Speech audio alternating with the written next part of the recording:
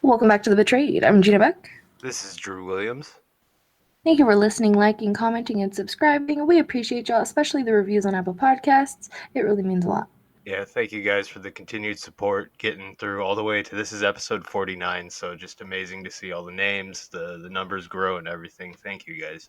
If you have a story and you want it to be told, make sure you go in the description, check out our socials, and message us, and we'll talk about it. Absolutely. How are you, Drew? I'm doing all right, G. How are you today? I'm good. Excited to get into this podcast. There's a bunch of stuff that we want to talk about and go over. There's a petition on Zephaniah Trevino. It surfaced about a 16-year-old girl who has been accused of aggravated robbery and capital murder. There's been over 100,000 signatures. The cause seems to have come into limelight and caught much attention on social media too. The one question on everyone's mind, though, is like, who is she? Well, the 16-year-old girl is a junior in high school and was raised by parents Henry and Crystal in a faith-based home situated in Grand Prairie, Texas. Surrounded by a loving family, she is the youngest of 4 siblings. According to a defense fund organized by her parents say before meeting this tragic circumstance, she was outgoing and involved with many activities such as her church worship team, select fast-pitch softball, and had recently made the drill team at her high school. Everyone who had met our daughter could feel the impact of her loving and caring personality, they said. What really happened that embroiled her in sex trafficking scandal was her life drastically changed when she was introduced to drugs by an abusive boyfriend. The parents say that her life spiraled fast. She began to change mentally and physically and ran away often. She met an adult who began grooming her for sex trafficking through persuasion by using physical threats of death against her family, and drugs. She had been forced a number of times to participate in sexual acts with adults by her trafficker. Ultimately, the cycle of abuse ended with her trafficker killing a man that was being forced to perform sexual acts with her. She has been in the Henry Wade Juvenile Justice Facility since last fall, awaiting trial, even though the district attorney's office was made aware that she was forced to perform sexual acts on adults due to threats of harm by her trafficker if she tried to leave him. The public defender assigned her case and is pushing her to take the plea deal with a long sentence rather than defending her at trial. However, our daughter maintains her innocence, they say. I guess Kim Kardashian supported the 16-year-old, shared a tweet and told her fans, please sign this petition to show support for the innocence of this girl. And it has a picture of her. We'll link it in the description below, along with this article and an organization that they put together for her as well that we'll link below. Yeah, there's actually seems to be a lot of people actually standing up for her, which is really good to see. It's just really sad that the system's so broken. They've got this child who's went through hell and she's fighting for freedom, yet they're letting perverts out for COVID. I guess a Twitter user alleged that it is fake news, and anyone that knows her knows she wasn't trafficked. She was doing drugs long before her boyfriend. She set up some dudes to get robbed, hence the aggravated robbery charge. She was whoring herself out for drugs. And they put hashtag justice for Zephaniah Trevino is fake news. If you read into the story, so what happened with the guy that died, she was probably forced into basically tricking the guy into the place that he went to and ended up being robbed. So I could see where people are saying she was part of it, but from what I read, I think she was forced to do everything. And to seek justice for her parents set up a charity defense fund, and you can contribute there. There's been almost 2,303 backers. Up to $64,000 has been raised out of the $100,000 goal. And in the letter for their daughter, Henry and Crystal also said, we're having to gather funds to pay for legal defense to fight on our daughter's behalf. She has been victimized by sex trafficking and is now being charged for a crime that she did not commit. The person who committed the crime is the same person who is victimizing our daughter with physical threats. Please consider helping us raise this money. So we'll link all of this below. But I don't think she's lying at all. She's a young girl, and easily groomed, especially like when she said that her parents had sent her to like church camps and stuff like that. It seems like maybe she was a little sheltered and she rebelled by getting a boyfriend and ran away. And usually when you tell your kid no all the time, I mean, I'm not trying to tell anybody how to parent, but if you tell your kid no all the time and shelter them in that way, it's going to make them want to do the opposite and more than likely run away at least once. Yeah, we've talked I about know that that because before. It's not something that always happened, but it's a no, very yeah, it's common very thing. very common. Yeah, especially for kids these days. I notice that they're more open with their feelings and really want to try to find the solution to everything. I feel like with every emotion that they feel, I notice. That's You a know, Yeah, that's actually probably a real observation. Never thought of it like that, but yeah, the I just kind response. of notice that with the kids these days. So if you guys could help, that'd be amazing. Or if you can't, just at least sign the petition. I think that would be awesome. I think that's just tragic. I don't think anybody should be in trouble for. I'm not saying go murder people, but if you murder your abuser and you're trying to get out of a situation that you're stuck in, I don't think you should be in trouble for that. That's why I've always defended like the fact that rapists and molesters are the worst crime because you can defend murder. And I want this kind of leads into another child abuse survivor case. Ron Samuel, one of 80 accusers of a serial sexual predator, Dr. Reginald Archibald, in the latest Child Victims Act lawsuit against Rockefeller University, wanted his name in the court papers. It's important to come forward and discuss what happened and protect other people, he told the Daily News. I have no problem exposing my name. I don't want to be shut down in any manner. I want to come forward with the full story. The latest sordid tales of Archibald's decades of sick sexual behavior with children were contained in a 336-page Manhattan Supreme Court filing that laid out in brutal detail the doctor's mistreatment of his underage patients while working in the university from 1940s into the 1980s. Attorney Jennifer Freeman, the Marsh law firm, noted most of the plaintiffs joined Samuel in going public with the lawsuit filed Wednesday. Our plaintiffs felt it was so important to bring this forward and to use their own names to put the responsibility for these cases where it belonged, with their names on it, she said. They were not afraid to speak up. I think it's just so insane how people within a university, once they get caught, it's it's got to be such a long and heavy investigation, right, into those kind of things. I just It's just so sad because that you just have so much access to kids. It's just so disgusting. It's I mean, like you've brought this up a lot of times that these type of people seek those power positions, and that's I mean, what more powerful position is a doctor? I mean, it's almost next to a Exactly. parent. You're supposed to feel so safe to it with a doctor. Right. And you get naked in front of them and it's you're supposed to when you go into situations like at a doctor's office, you're supposed to feel comfortable. Even if you don't feel comfortable, in your mind you're like, it's the doctor, like I gotta do this. Yeah, You know? It's crazy. So the lawsuit offered a graphic recounting of the allegations against Archibald, including his just insanely amount of photos that he took of young patients' genitals and masturbating the boys to ejaculation. He was also investigated by a Manhattan grand jury in 1961 after a complaint about his procedures. I guess he used his position as an agent of defendant Rockefeller to sexually abuse many children. Using its medical facilities, locations, and equipment, the lawsuit alleged Dr. Archibald would instruct many of defendant Rockefeller's minor patients to come into an examination room alone, direct them to undress, and insist they remain naked throughout his examination. Samuel was a patient of Archibald for 13 years, visiting 4 times a year beginning at age 5. I was alone in a room with this creep and I encountered no end of sexual abuse. He said that spells it out in a nutshell. I was too embarrassed to discuss this with my parents. I thought they would think I wasn't telling the truth, which is very common as well, especially if you're going to a doctor. yeah. You know, over the years I went there, it was only later that I began to question things. But Samuel was certain he wanted his name attached to the lawsuit. For a long time, I felt, in a sense, I was no longer alive, he explained. Justice should be served. Dr. Archibald was like a Larry Nassar or a Jeffrey Epstein that should be brought out in a public way.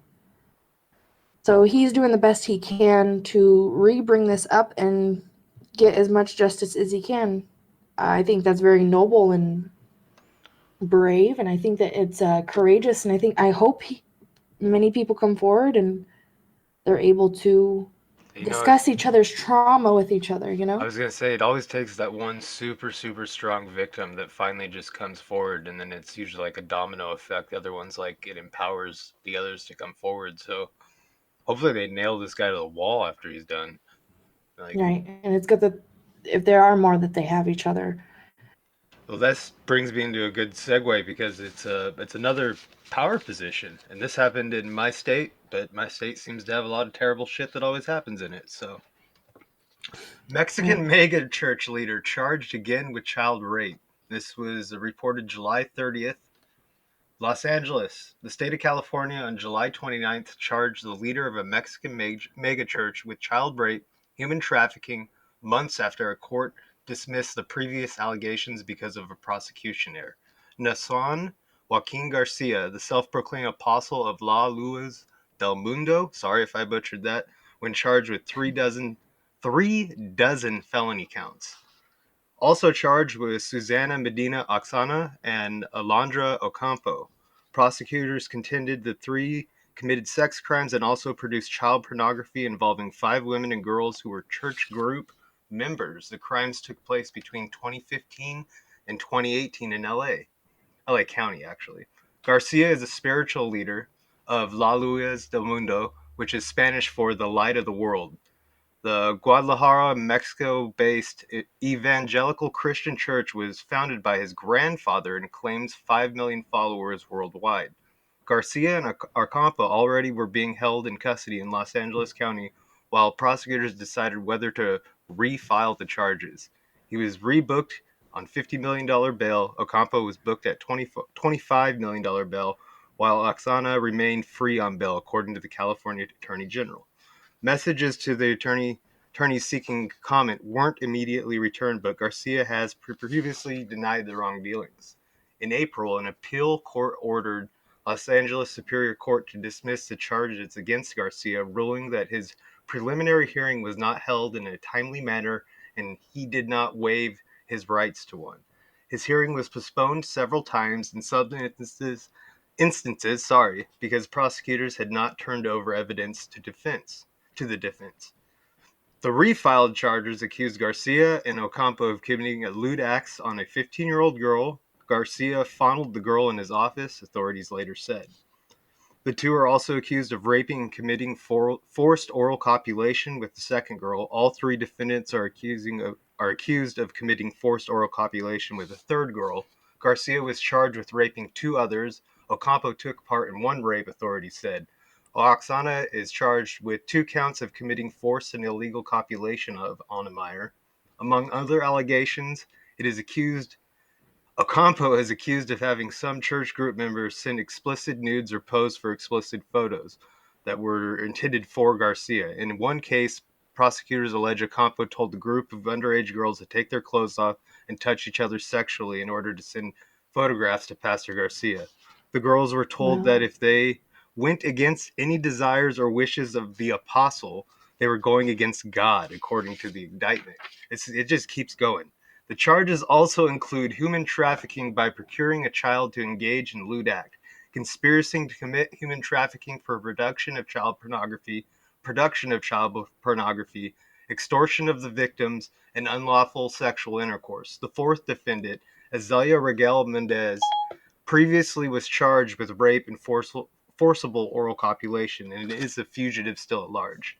In February, Southern California woman filed a lawsuit against the church and Garcia. In it, she said Garcia, 50 years old, and his father sexually abused her for 18 years starting when she was 12, manipulating Bible passages to convince her the mistreatment actually was a gift from God. I'm sorry that was so long, but this guy was a giant piece of shit, and apparently his dad was too. Yeah, it's very informative, and I think it's something that people need to know. I don't think people, this is not mainstream news, a lot of the stuff that we talk about. A lot of the stuff we talk about, we search for and we research and we go over with each other.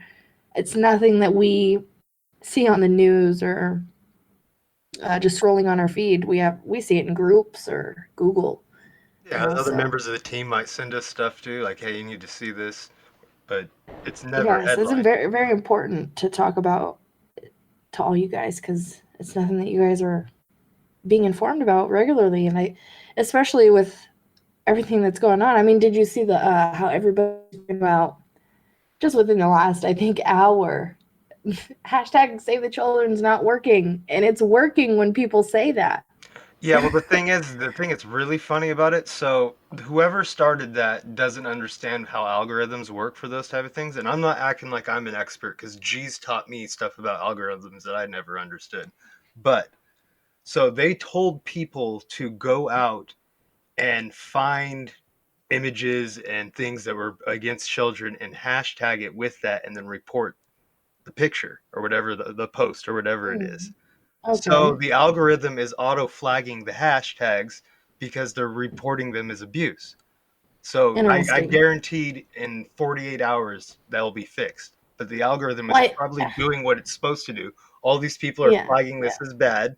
So it My timeline is flooded with it, and everyone that is saying it has the hashtag in blue, and it's clickable, and it's there. that's yeah, the only thing that doesn't happen is if you actually click on it, it doesn't display all relative posts to it. But Oh yeah, I haven't clicked on it. yeah, no. There's a Heavy. We'll link it in the description. Heavy was the first one. They had an article out within like 10 minutes of within I first started seeing about it. I really think it's Facebook algorithm doing what it's supposed to do, but humans don't know how to use the report button properly. So they almost Well, now tons of people are going to be using it. and like and I think they may have actually killed their own hashtag that might have had role. I mean, maybe it'll pick back up, hopefully, but Yeah, in a way, I think it's good, but I think it's good, but it's silly at the same time. That it's like you fact check things. I don't know. well, You know what I you mean? know the joke, like the from you remember the movie The Office, or he's like the jump to conclusions, Matt. It's like everyone Yeah, just right. is jumping to conclusion. Like I agree, there's some weird stuff from Facebook, and they banned some things we shouldn't, but you Yeah. can't jump immediately to the worst Oh, thing. I've been in jail for the stupidest stuff. I definitely agree with that. But I think the good thing I think about it is you're just gonna have a ton of people doing hashtag Save the Children. I just think that's awesome. That is That's awesome. That it's on gonna go that point, viral. that Uh, might there might be a blessing in disguise, but I do not and that think just makes everybody doing something like that, whether you're hashtagging it or reading it or scrolling past it, gonna be on that person's mind. So I just think that's very I think it's great. it's a how do you say that? Like good marketing in the category of saving children. You know? I agree with you on that. I just really hope that people realize that it's probably not Facebook, that it's there's no grand conspiracy. Like I just wish people Yeah. would stay a little more factual with things because we do Yeah. have a lot of like all the stories we just talked about. Those are crazy conspiracies. Those are decades of abuse. But Yeah. Moving on, I just thought this was crazy and needed to be talked about.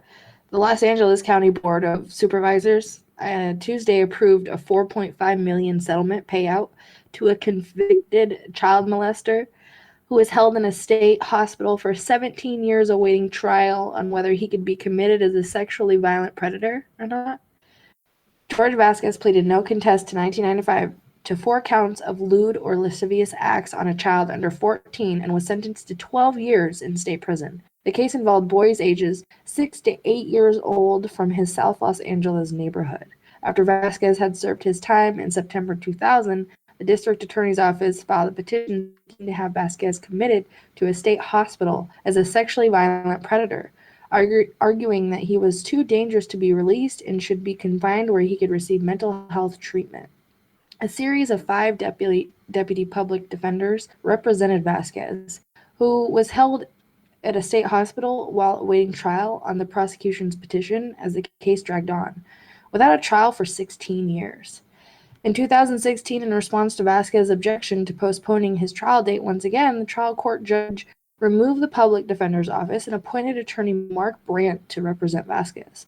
Brandt filed a motion to dismiss the prosecution's petition, saying his client's constitutional right to a speedy trial had been violated.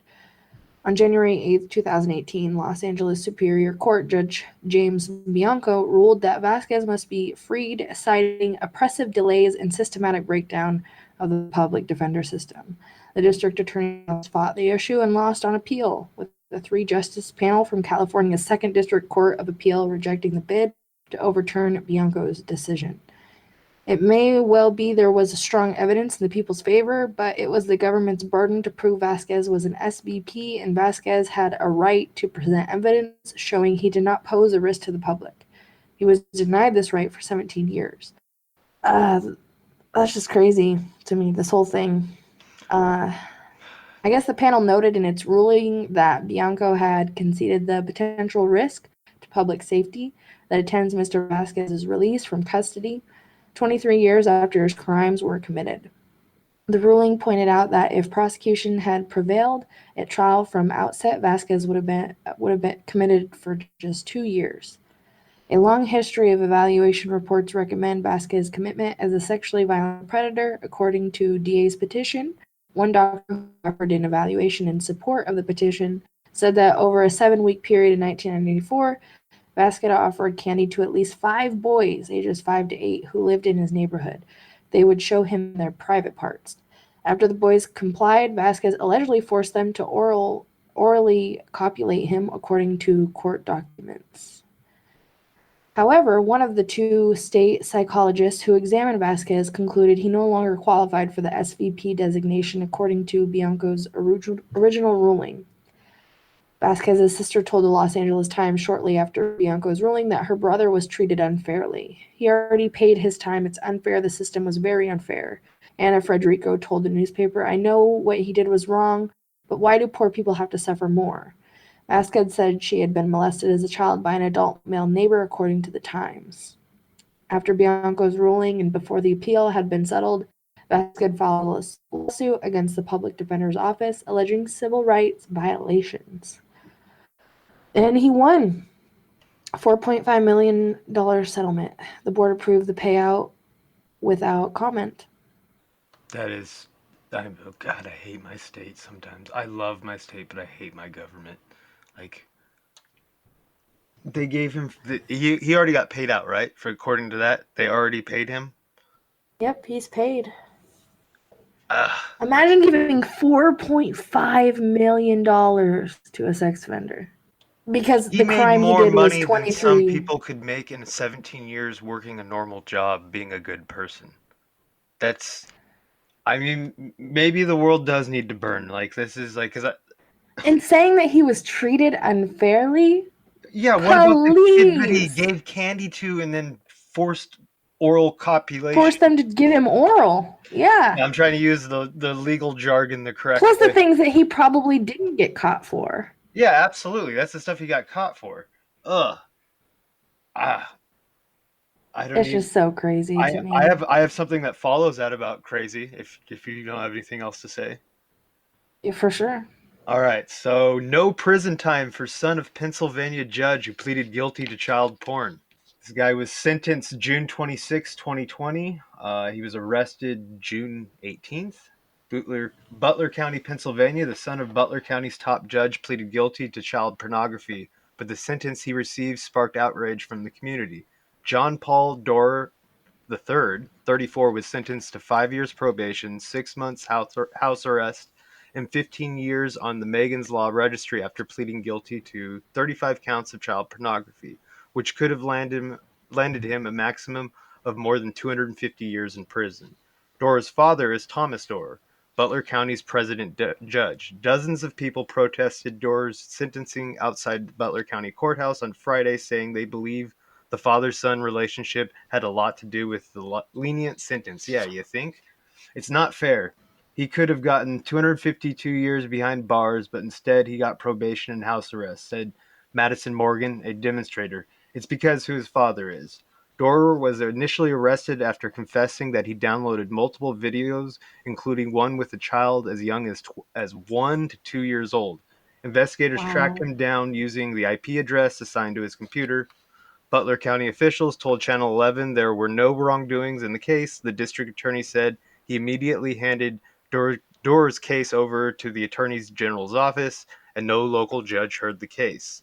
Authorities brought in an outside judge and prosecutor. That prosecutor said this is standard sentence for these typical types of cases. Yeah, sure. And that is what's wrong with, I don't know, everything. That and what I had just talked about previously. Like, what the hell? Like always, hashtag more punishment for predators. I mean, we could talk about stuff forever that's going on. And I just those last two stories alone, I'm just over. I'm over it. Like, what the hell? What is wrong with? I got one more that at least bring us back up a little bit. Go for I it. think this Let's is see. good. I think this is very good, Let's and this see. is not me. It better be Drew, because I'm I think over this it. is good. This is good. Trump gives $35 million to aid human trafficking victims. The Trump Okay. administration on Tuesday announced more than $35 million in Justice Department grants to organizations that provide safe housing for victims of human trafficking. Attorney General William Barr and Presidential Advisor Ivanka Trump announced the awards to White House events attended by human trafficking victims and organizations that serve them. Barr called human trafficking an evil scourge, and he thanked President Donald Trump and his daughter Ivanka for working to end human trafficking and help survivors. Beyond the financial support, Barr said his department will do everything possible to investigate, prosecute, and punish traffickers. Ivanka Trump called human trafficking the gravest of human rights violations. She said the event was a celebration of the work by the administration and participants to confront trafficking, as well as the opportunity to hear victims tell their stories. Later in the program, Barr became emotionally and partially covered his face with his hands as stories were being told. The $35 million in housing assistance grants for victims of human trafficking is being provided by the Office for Victims of Crimes within the Justice Department Office of Justice Programs to provide housing and services to human trafficking survivors. The grants will be shared by 73 organizations in 33 states to provide anywhere from 6 to 24 months of transitional or short-term housing assistance to survivors, including to pay rent, utilities, and related expenses such as security deposits. I mean, it wasn't like great news, but it is good news. It's a step forward, I think. How can someone like that's listening be a part of that? How could they sign up for that? I'm guessing if you go to any of the whitehouse.gov stuff, because it's the most recent one, they would have links all to that. I'll make sure after we're done doing this, I'll find some links and we'll leave some in the description. But For sure. yeah, well, I'm not 100% sure, but I'm very sure that I can find it easily. And we'll make it easier for anyone listening. That is amazing. I mean, there a lot of people deal with a lot of trauma and a lot of things to where they feel like they don't want to be here anymore. They don't want to do anything. They'd rather just stay in bed or drink or turn to drugs or not find a hobby. So if you're listening to this and you've been sexually abused and you feel alone, you're not. A lot of people are here for you. We're here for you. And I know a lot of things are easier said than done, but just write things down, stay positive, find a hobby, find a friend. You got this. And I'm sorry. And I don't think that people really, unless you have like a family member or a friend happen to you, people don't understand. They really don't. So anyone that wants to say that they do understand, if you haven't been through it, you don't at all. Yeah. I had the pleasure of, visiting my family recently, and they live quite a distance away, and I don't get to visit them quite often. But when you do get the chances to visit your family, hang on to them tight and be there for them as much as you can, because you just never know what could happen. I'm going to end it on that note. I love you guys. Thank you for listening, liking, commenting, and subscribing. Banana Cats. Peace. Much love, Banana Cats. Peace.